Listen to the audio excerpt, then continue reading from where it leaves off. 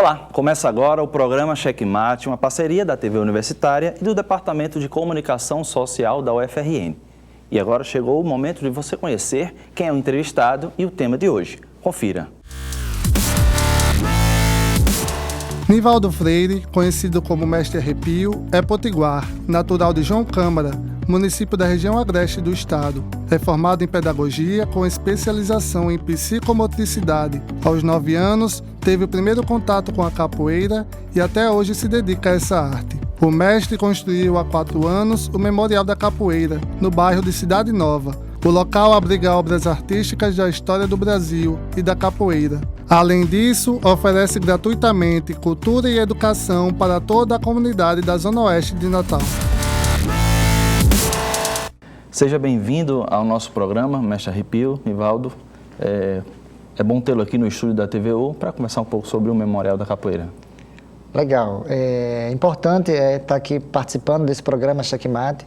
Já assisti algumas vezes e eu acho ter essa oportunidade de a gente estar aqui esclarecendo um pouco sobre a história e a origem da capoeira, para a gente que faz o Memorial da Capoeira, a capoeira aqui do Rio Grande do Norte, com certeza é importante estar aqui nesse momento.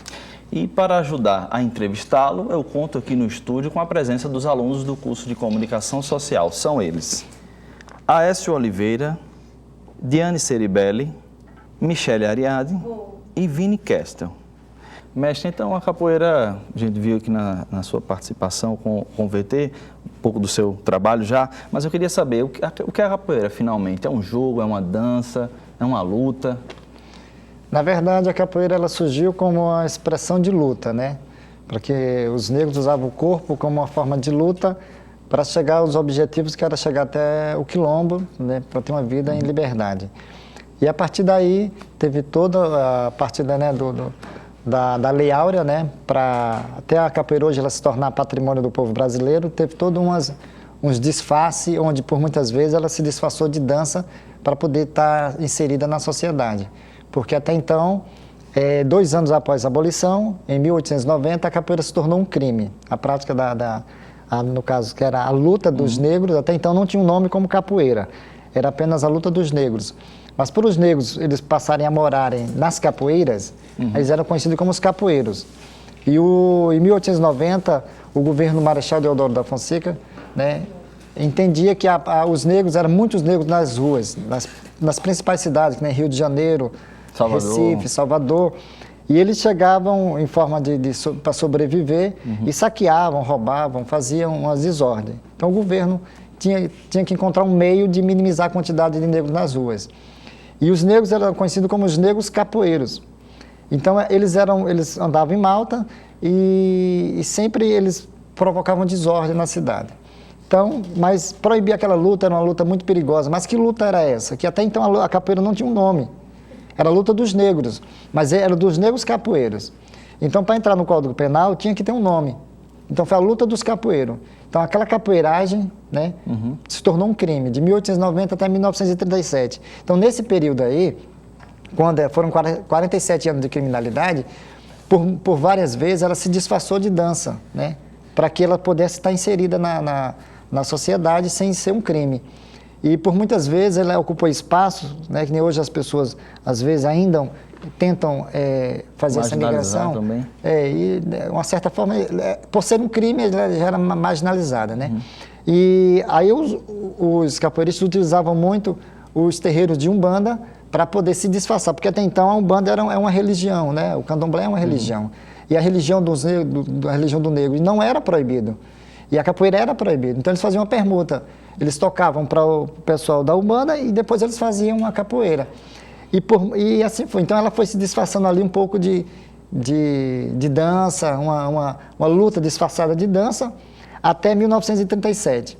Em 1937, o então governo de Getúlio Vargas, a capoeira, que era a Lei Sampaio Ferraz, foi revogada e a capoeira sai do Código Penal e começa a ser inserida em todos os estados brasileiros, se transforma num esporte nacional brasileiro e foi crescendo assustadoramente, né, ocupando todos os espaços da sociedade, até 2008.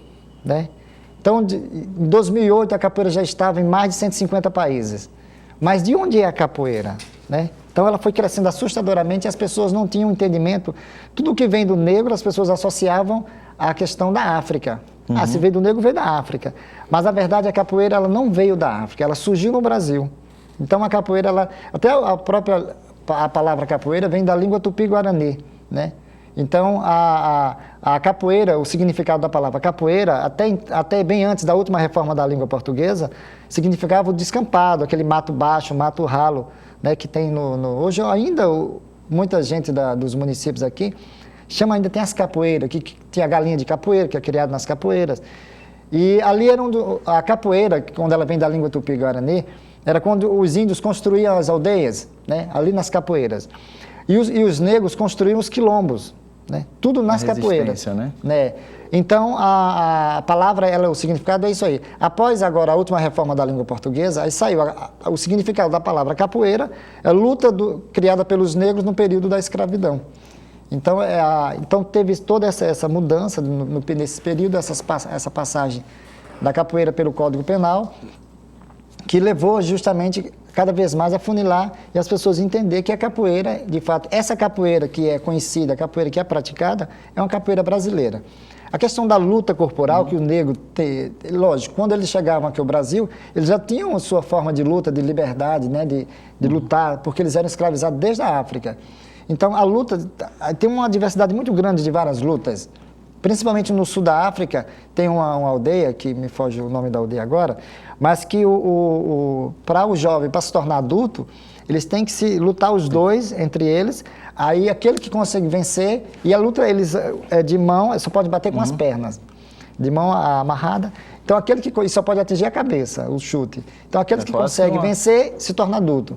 Então, essas expressões de luta já se vêem desde muito tempo. Mas não era a capoeira. Assim que tem a dança do negolo, que é outra dança também muito parecida com a capoeira, mas não é.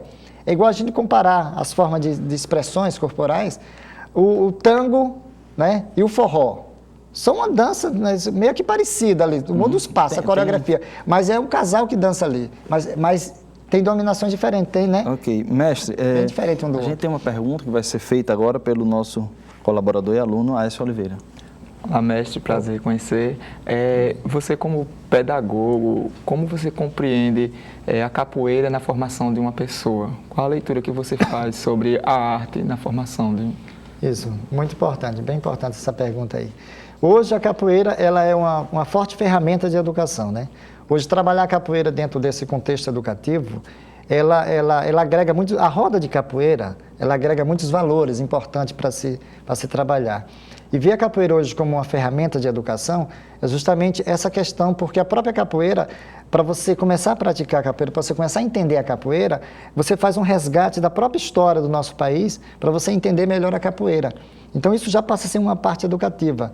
E o indivíduo ele se identifica com a capoeira, seja pela musicalidade, seja pela, né, o ritmo, a parte histórica, a parte prática, né, o contingente histórico que a capoeira tem. Então isso é importante para que a capoeira ela se torne uma ferramenta de educação. Na parte pedagógica, na organização da capoeira, existe todo esse contexto pedagógico na roda de capoeira, desde a formação dos instrumentos, né, a formação da roda, as regras que se tem dentro de uma roda de capoeira. Então isso é muito importante e eu vejo ela nessa questão da formação do indivíduo, porque a partir do momento que o capoeirista, você passa a fazer a capoeira, você começa a respeitar as regras colocadas dentro da roda, né? Uhum. Existe a hierarquia do mestre. Tudo isso entra em jogo, né? Isso, é um jogo. O respeito, o companheirismo. Isso, justamente.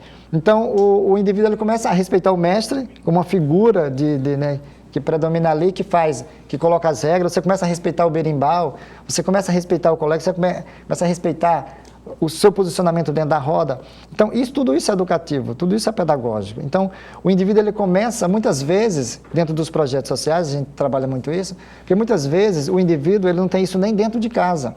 Esse respeito, essa visão, quando ele vê o mestre, a postura do mestre, que muitas vezes a gente tem que respeitar, né, nossos pais, né, uma hierarquia dentro da casa, existe toda uma hierarquia dentro da casa, do pai, da mãe, do irmão mais velho.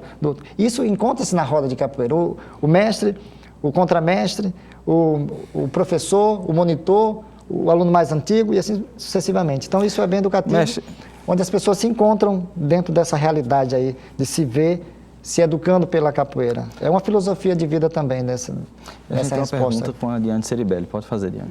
Nós sabemos que a capoeira normalmente é praticada por homens, mas assim, existem, aliás, como é vista a participação de mulheres dentro da capoeira e se existe alguma mestra capoeirista aqui no Rio Grande do Norte?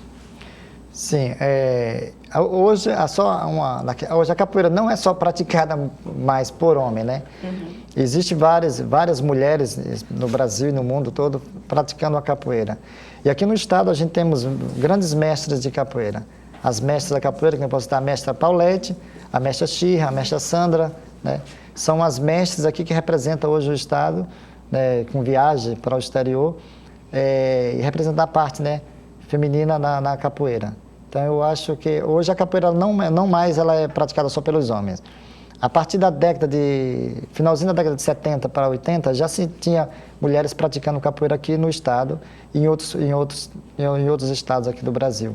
E da forma que a capoeira foi chegando no exterior, já chegou com uma aceitação muito grande das mulheres, né? Hoje a gente tem grandes mulheres capoeiristas em Israel, que você vê elas fazendo movimentos de capoeira, muita coisa assim, pessoas dizem, nem os homens conseguem fazer esses movimentos assim. Então a capoeira chegou no mundo de uma maneira muito aberta, sem essa discriminação sobre homem, se é um esporte para homem ou para mulher. Hoje aqui no estado a gente temos várias mulheres praticando e temos várias mestres de capoeira, como eu citei essas três aí, que são umas referências aqui para o estado. Porque isso realmente é bastante interessante. Hoje a capoeira, há muitas vezes as mulheres procuram a capoeira como uma atividade física, como aeróbica, né? A própria ginga da capoeira trabalha muito a musculatura, né, do quadril, do bumbum, da coxa, panturrilha, que é uma expressão de movimento aeróbico. Então, muitas vezes as mulheres procuram a capoeira pela parte estética, né? Que a capoeira, isso é um dos valores da capoeira que hoje está sendo muito bem trabalhado, não só no Brasil, como também fora do nosso país. Ok, mestre Arrepio, a gente vai fazer um intervalo e você de casa não saia daí, já já a gente volta com o segundo bloco do programa Cheque Mate. Até lá!